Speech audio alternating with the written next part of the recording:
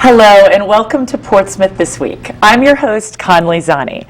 This show is under the auspices of Rich Rayner, our Portsmouth Town Administrator.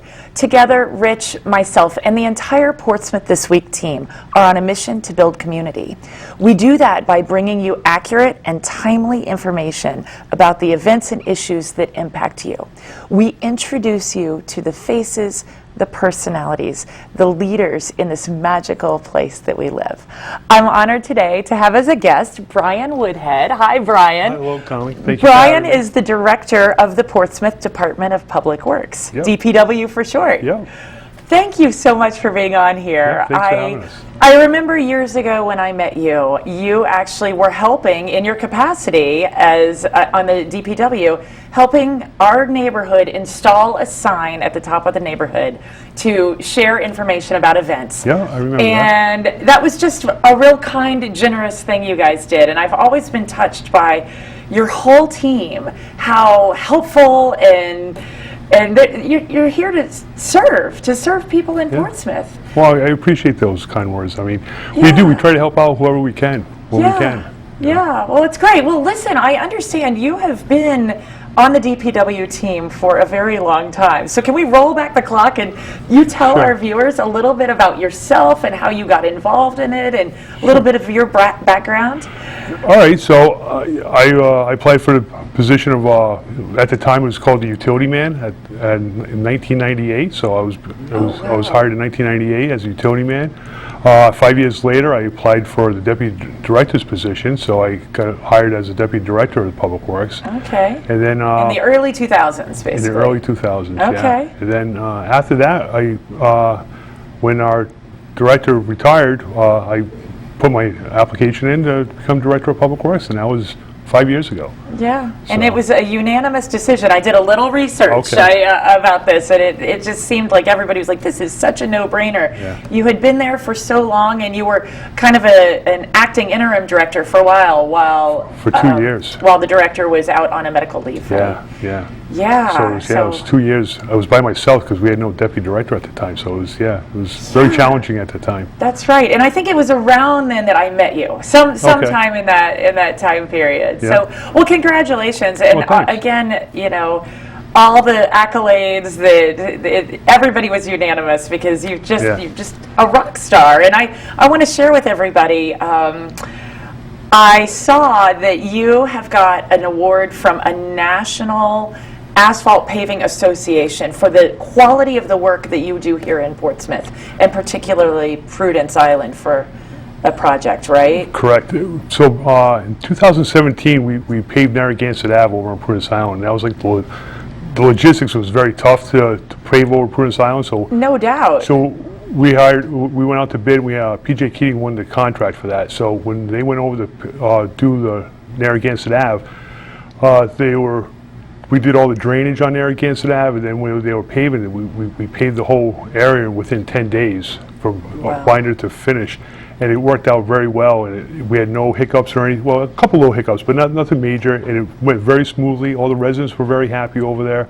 And then we put in for an award for the National Asphalt Preservation Association. You got it, and we won it. Well deserved. Yeah. I mean, just again, the quality of the work. We're so lucky here in Portsmouth to have you and your team. So let's talk about your team. Like, how many people are at the DPW, and what's the nature of the organization? All right, so our DPW is made up of 16 employees. We have 2 mechanics. We have 1 full-time resident over on Prudence Island, and we have 1 person that commutes back and forth. Then we have another foreman on this side. So that leaves us about 11 employees to take care of.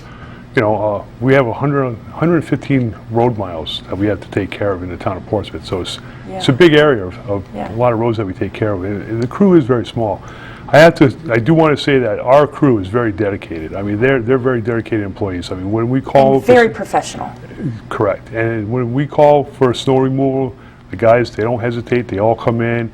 They don't complain, that much about snow removal, but because they work long hours.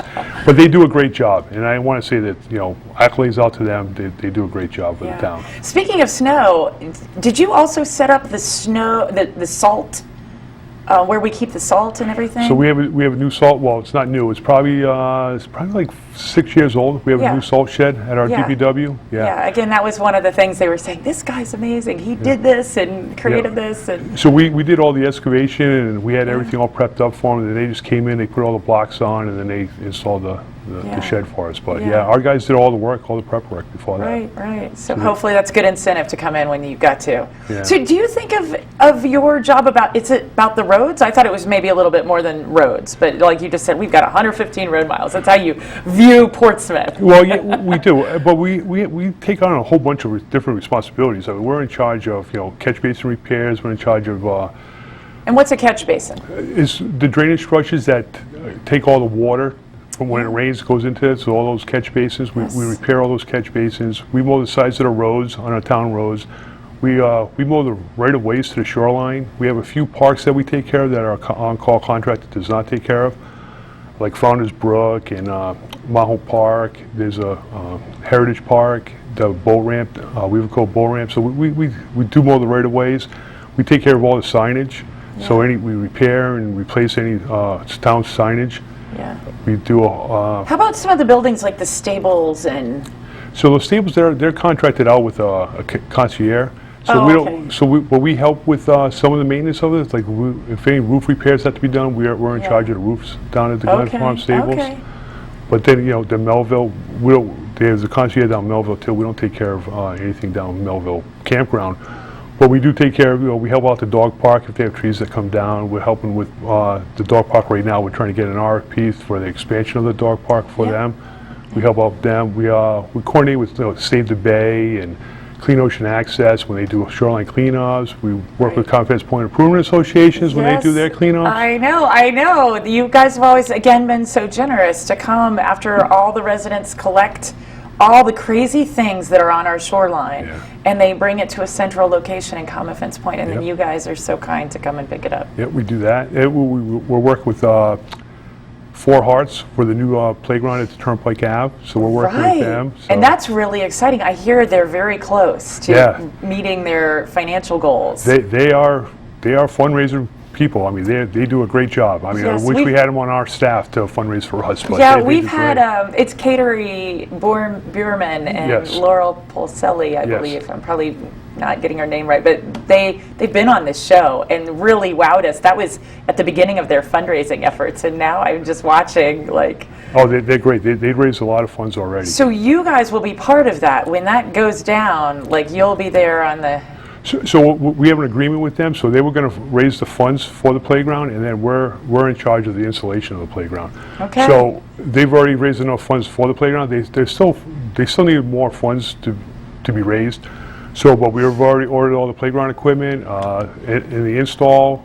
So all that price has already been calculated. So we're in pretty good shape. So we're hoping to start in late March or early March. To start doing the install on the playground, so that's going to be good. Oh my goodness! Right. So you and your team are everywhere. Yeah, we're all over the place. And actually elections too. Let me just say, I just saw you out at Confidence Point. There was a group of your guys who were just so nice, and they were there to pick up signage and things like that. Yep. So we help out with canvassing with the election process. Yeah. We put out all those A-frame. Boards and stuff like that for her. We make sure all the polling sites are set up, and then we break down the polling sites the next day. Then we take everything back from Prudence Island too, because Prudence Island has a polling site. So our guys over in Prudence have to set that up, and then we have to take it off the ferry to bring it back to town hall. 16 people? That's all we have. Are you hiring? We are. Okay, hiring. so you're looking for people. Right now. We're one person down. We only have 15 people, so we're still short one person. So we are hiring. What are you looking for in somebody in a new hire? I mean, clearly different. I know there are different kinds of positions, but. So if they have a construction background, that's great. You know what I mean? So. But we can teach them on the job, because I know if somebody works for a different construction company, they have their own ways, and then we have public works ways, so we have to. Yeah, sure. So, we train them in-house, so as long as they have a CDL license to drive our trucks and then a good construction background, What's CDL? I'm sorry. A CDL is a commercial driver's license. So okay. So they need a Class B commercial driver's license to apply for the position. Oh. So, and that's where It's very hard because we don't get a lot of applicants. We've been advertising and advertising. We don't get a lot of applicants that want to apply. I don't know why. I don't know what the reason is. Because it's the best team ever, clearly. I know. Yeah, it's a great career. If they want to be in for a career, it's a great position to be into. Yeah. You know what I mean? So you're really happy with your trajectory and the things that you've done. And yeah. What have been your big wins over the years? Like when you think big broadly, like things that you're really proud of. Clearly the Prudence Island paving. Prudence Island paving. Prudence Island is great. I mean, they have we're also going to be doing Broadway. So we already started the process. We'll be paving Broadway too in the next few years. So we already did some engineering work there. We did some survey work. So that's in the process right now. We did Maho Park. That was a huge progress. Let's talk about that. So what's happening there? So Maho Park, exciting. The town purchased Maho Park, and I think it was like 2015 with the Coonagana Land Trust, and we had an agreement that it was going to be make it into a public park. So there was a conceptual plan like that from, I forget the name of the engineering company, but they had a conceptual plan, and the Coonagana Land Trust said there's only supposed to be 6 parking spaces. So we took that, we drew everything up, we were like, okay, well, let's make this a park. And then I think in 2019, we started implemented it. We had to clean up the area. So there was a lot of fill that was left there. We cleaned up all the fill.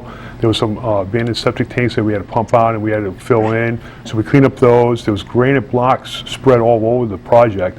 We took those and we lined out where the parking was, where people we didn't want them driving on the lawn or anything, so we lined all that up with the granite. We got permits from CRMC to install a parking area with 6 parking spots with 1 handicap. So we did all that. We removed the old fence that was there that was kind of like in a disrepair. Then we had to fence off the little section of the retaining wall that was falling in. It was collapsing in on itself, was falling into the wall. That's tricky. Retaining walls are really tricky, right? They are. So, but we put up a fence to keep people away from this, so we can at least open it up so people can enjoy the park. Yeah. And then we got a grant from around DEM. They gave us a grant for the stone wall repair. So back, I think in 2020, that's when they gave us a grant. And then last year, we hired a contractor to come down there, and they repaired the seawall. So they got the seawall done, and there was some slabs that were still remaining from the old restaurant that was down there. So we removed all the slabs, we leveled everything out, we made it all nice and grass. That was years ago that it burnt down.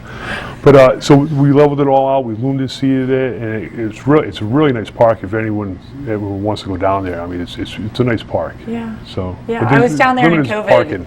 In COVID, filming some Zumba classes just with the water in the background and everything. It's really nice. There's a wooden dock down there too. We had to repair some of the wooden dock right there, but it really came out nice. So that's a nice project that we did. That's a great project. Yeah. What's going on with Weaver Cove? So Weaver Cove Bull Ramp, that was another project. That's off of Burma Road, Defense Highway. Has it been controversial or everything's good? So everything's good. Weaver Cove Bull Ramp is falling in disrepair. I think the town purchased Weaver Cove Bull Ramp, I want to say 95, 96. Yeah, a while ago. That. And then I think that's when it was installed, the bull ramp. And we had an agreement with Rhode Island DEM that they were going to take care of the ramp and the pier, while the town was going to be responsible for the ground maintenance, like mowing the grass, grading the parking lot, and stuff like that. Well, it fell didn't work out quite that way. No, they were still somewhat involved in it, but it just fell into disrepair. I mean, it's a really old bull ramp. And then a couple years ago, we got a grant from Rhode Island DEM to help us out. I think it was Fish and Wildlife. They gave us a grant to help us out doing to redesign the boat ramp. So we hired GZA. They came down and then they redesigned the whole boat ramp. And so we had to go. We went through all the permitting process. So right now, we went through DEM. They signed off on it. The Army Corps of Engineers signed off on it, and CRMC. Everyone signed off on it. We had to go in front of the full council for CRMC, but everyone signed off on the permitting process with the design that GZA drew. And it's going to be a new boat ramp. It's going to be 30 feet wide, a little bit less of an incline going all the way down. It's going to have ground out floats. I don't know if you what is that? A ground out float is it's like a floating dock, but it grounds out on one side. So when the tide goes up and down, it'll still be stationary on one side, so you can walk on it and walk out to it. So it's going to have a new ground out float on one side, and they were going to redo the pier. So it's going to be safer and more pleasant and just more user friendly. Right. And it'll be really nice because the pier right now you use the pier to launch your boats because there's a ramp that goes down to the water. So that pier is not going to be you're not going to be able to use the pier to launch your boat. You're going to use the ground out floats now because you just launch your boat down there. You can walk on the ground out floats, and the pier is going to be totally separate. They have a really nice design on the pier itself. That sounds very exciting. Yeah. So right now we're going to be searching for grant money to fund the project. Well, right, it's expensive, right? Yeah, Anything like that. Yeah, it was like 1.4. I think the estimated cost were for the repairs of the ramp, but it's all going to be brand new, and I think that'll be a great project. So all our permits are already in place, so we're really happy. So we can just move forward. So if a grant comes up that they're going to award us a grant money for it, we already have the project already designed and permitted. Right, and that's ready to part go. of the key to getting those grants, right? Is you Yeah. have to have the plan in place. Yes. And That's a big plus for everybody. yeah. Yeah. I've learned that much in Yeah. my few years of applying for grants and everything. Well, I mean, that's awesome and amazing. And then, I mean, I know just there's paving everywhere. Yeah. Let's just talk about a little bit of the state of where everything stands. So we have a pavement management program. We started that in 2012, 2013. We started a pavement management program, and it's a huge asset for the town of Portsmouth because it assesses the roads every 3 years. So every 3 years, the company comes out, they reassess all the roadways, they grade our roadways from 0 to 100, and they give us a rating, a road safety, road surface rating. So our roads, Where do we usually fall? well, when we first started, we were very low. We were in the 60s, and right now we're at a 72.14, something like that. So we're good. We're average, you know. So that's a C. A C. So we're average. It's a good start. I haven't heard of the concept of a grading scale for the roads. That's fabulous. But yeah, so we're moving forward, and then this year too, because we just reassessed all the roads again. But this year, Rhode Island State DOT, in the governor's budget, he put aside $20 million for, it's called Rhode Island Municipal Roads and Bridge Program, and then the first $5 million is going to be divided amongst the 39 municipalities evenly. So every municipality is going to get $128,000, but then the town would have to match that by 67%. So they're giving us 33% of the funds. So it's great, and that's every municipality is going to get that part. And then anything over, if you have non-federal highways in our town, and we have 115 miles of roadway, then they broke out the other 15 million between all the municipalities. Whoever had, if you had more road miles that weren't federally funded, they're going to give you more money. Right. So yes, so they broke that out. So we get 115 miles worth of whatever. So it's an extra 430,000. So a total of like $528,000 that we're going to get. But we have to spend. We have to spend that. We have to match that. We have to match that 67%. So they're going to give us that, and then we have to come up with 67% of that. So it comes out to like $1,133,000. Okay. It's great. It's a good investment for the town.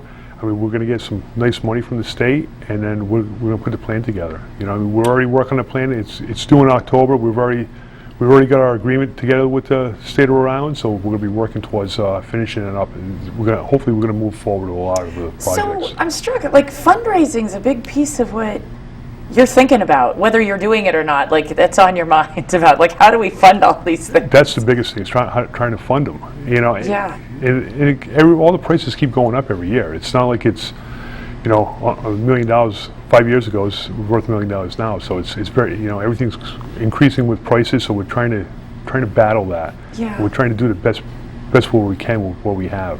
So in your job as director, are you you're looking at budgets and you're trying to allocate your resources and prioritize projects? Like, what's keeping you up at night? Well, you can ask my wife. I sleep very well, but I mean, I'm glad to hear. I'm so glad to hear. I mean, a lot of this stuff is, we know there's only a certain amount of funds that the town will allocate to all our departments, so we have to be conscious of that. So we try to do the best way we can. I mean, we ask for what we need for the department. There's no big other asks out there, but we just try to ask what we need. I mean, our biggest thing, my biggest thing is I like to put the money into the road systems, because everyone drives the roads, everyone likes the roads, so I like putting money towards the roads. And for you, when you think about the roads, is it about the quality of the paving? Is it about the water runoff? Like, I mean, just educate me a little on So on how hard it is, because it's hard, right? It is hard. Lots of factors. There is a lot of factors that go involved in that. I mean, we try to make sure that when we're paving the roadways that there's drainage is properly installed, that we're not causing more of a drainage problem, or if we can fix the drainage problem at the time, we're going to try to fix the drainage problem at the time. We look at how bad the road is, because when we do the paving, we break up our funds for the paving. We just don't do all the bad roads first. That's not how a paving program works. You try to like allocate some money for like crack sealing, then you have to allocate some money for like preventive maintenance, like, you know, a rubber chip seal or a microsurface. Like, and then you've got to be proactive. and then you go down to like mill and overlay, so a road that's, you know, good, but it's not really bad. So we try to do some roads with mill and overlays, and then we try to fit in some of the bad roads that are like really tough shape. Desperate. Yeah. So in our pavement management program too, they have a cost-benefit analysis that tells you what's the best bang for your buck, and they break out the roads.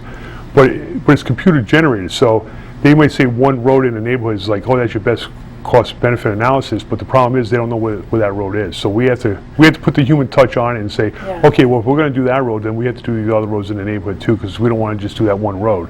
We want to fix all the roads in the neighborhood, so we try to figure out what's the best. Right. Are there any roads that stand out for you, like as you think about your 115-mile babies, like that are the problem roads, or something that, you know, just you're like always keeping an eyeball on? Well, I mean, maybe it's Common Fence Point. Well, we just in the mud. well, we just did Common Fence Point. I mean, we try to break it up. We're going to try to do some in Island Park, because we're trying to move, you know, do some in the north end, some in the south end, some in the middle. Yeah. So we're moving stuff around. 2 years ago, we did the south end. We did some areas in near off of Indian Ave. We did some areas over there. So we're trying to like break it up, so not all the one end of town. Didn't we have this crazy thing happen because of water on Fairview a couple years ago? Yeah, on Fairview Lane. Where running water caused disintegration. Well, Am I remembering that? Yeah, right? you remember that. There was we had that a major rainstorm. I think we had like 8 inches of rain within a 24-hour period. Yeah, it was insane. And then right on Fairview Lane, believe it or not, there's only one catch basin on Fairview Lane that when the water comes in and the water goes out, there's a 6-foot separation between the pipes, and that's what caused it. All the water there, it was a pretty large sized pipe, 18-inch pipe. The water was coming into that catch basin, and it was an old block catch basin, and it was just so much volume, it blew out the block catch basin, and it eroded underneath the roadway, and it just tore out the rest of the road all the way down. It even did Oliver Has a Perry, I think it's the last road on the bottom. It destroyed that road too. So that was like a major wipeout. Yeah, and I mean, those are the kinds of things you're talking about when you think about your roads. You're thinking about the water and the... And we don't want that to ever happen again. I mean, we replaced that catch basin with a brand new catch basin. We cleaned all the pipes in that area. We cambered all the pipes to make sure there was no blockage in any of the pipes. I mean, we went through that whole area. Wow. And then You're like a surgeon in there. Sending the I'll tell you, our on-call contractor, East Coast Construction, they did a great job. We called them up that morning at, I think it was like 6 o'clock in the morning. We're like, hey, you guys got to come down here. We need some equipment down here. And they came down, and they were there that whole day. They made it passable for us so we could get ambulance down there if we had to, and people could get out of there. It wasn't the best, but people were able to get through there. But they weren't able to get through there when this first happened. But they stayed late that night. They worked, and they moved everything around, and they got it passable. Again, super team. And we worked great. The police were down there helping us out. The fire department was down there too, because they were worried about fire protection. Our water department was down there too, because there was so much erosion near their water mains. They turned down the water mains, so we didn't have any blowouts with the water mains. So it was a collaborative. Well, so that I wanted to talk about that. You have to be so collaborative with all of these different entities and organizations, and the fire, the police. I heard you say CRMC and DEM and DOT. Like, I mean, there's a lot of stakeholders in your world giving you input. There is, and we work very well with all of them. I mean, I don't think there's one organization that has any bad things about us. You know what I mean? We've always worked very well. We work great with the water department, the police department, the fire department. We work great with everyone up at town hall, because we have to coordinate with town hall too. We have to coordinate with the canvassing, the finance department. We have to coordinate with planning. Planning's huge, because we have to coordinate with the planning all the time, because they're they're in charge of, subdivisions and stuff like that. So, Yeah. so we have to coordinate with them. We have to coordinate with the tax office once in a while, the clerk's office. If we have to look up deeds and stuff like that, they help us out looking up deeds. I mean, it's a huge corporation, and everyone works very well together. You in the just town seem of like the Portsmouth. perfect person to manage all of that. Oh, It's I really appreciate great. it. Well, so we just got a couple minutes left. Let's talk about joys and frustrations. Start with the challenges. Like, what did, just as you, again, look at Portsmouth, big challenges, and then we'll end with favorite things about your work and your job. Okay. So challenges right now is hiring. You know what I mean? Okay. That's a big challenge what we have in my job right now. Also, too, a lot of people don't realize that our roads extend past the pavement. Our challenges are some of the the growth that's overgrown on the roadways, because right. we own all the new subdivisions. We own at minimum 10 feet off the edge of the road. Yes. So people don't realize that. They think that property goes right up to the road, and it doesn't, Yes, because that's and where then our right of way is. you have special neighborhoods like Common Fence Point that the roads aren't maybe where people think they are, and then they're claiming. Common Fence Point is very difficult, even just to figure out because there's some sections like near the VFW, we have a 100-foot right of way right there. So we own center line of road 50 feet on both sides, but then when you go further down near the store, and you get a little further down, it narrows down to 40, then it narrows down to 30 when you get past that. So it's very hard to. And again, you all navigate helped us that. so much with our renovation, just making sure we were square and in the right place with, So, all right, I interrupted you. I'm sorry. No, so no, you're no. saying challenges, like, So- you own more than the pavement. Yeah, we own more than the pavement. We own 10 Yeah. feet on both sides, and a lot of people don't realize that. And then you have to, people don't realize that, the growth is hanging into the roadway, so we have to take care of that, or ask the people to take care of it. Sometimes people don't like the way we trim trees. So You get some input, you get some opinions. we do, and, like evergreens and stuff like that. We always ask the homeowners to take care of their trees on evergreens, because they don't like the way we trim trees. Because we were always taught that if you take more than a third of the foliage off of an evergreen, they should take it back to the trunk of the tree, and that's what our guys were being taught from ours and stuff like that. And then when our guys take more than a third of the foliage and they cut it back to the tree, the homeowners are not too happy with us. But that's because if not, it's just going to die and it'll be a stick. So we ask them to take care of it, and sometimes they can't take care of it. I mean, there's some people that are up there in age and they don't have the means to take care of it, and we're more than happy to take care of it. But we just want to let them know that they might not like the way it looks after we cut it. Right, But right. but then we have overgrowths. Then we have basketball courts that would that are in the roadway when we're trying to plow snow. We try to get them all. You guys in Common Fence Point do a great job putting on that bulletin board that says please remove the basketball courts. That's great. But sometimes we have to go out there and we have to physically move them when we're plowing You snow. let me know what folks need to know. Yeah. So, favorite thing about your job, and then we'll wrap up. It's never the same thing at Public Works. There's always something different. You know what I mean? Every day there's something different. There's a different challenge, and I like that. There's a lot of different things in Public I love Works. that. Well, we are very lucky again at Portsmouth to have you and your entire team. So I thank you. really appreciate you coming on the show, and I hope you'll come back really soon. I will. Keep us updated on all these fantastic projects. Well, thanks for having me. You're very welcome. Thanks. My guest today has been Brian Woodhead, the Director of the Portsmouth Department of Public Works. This has been Portsmouth This Week. We'll see you next time.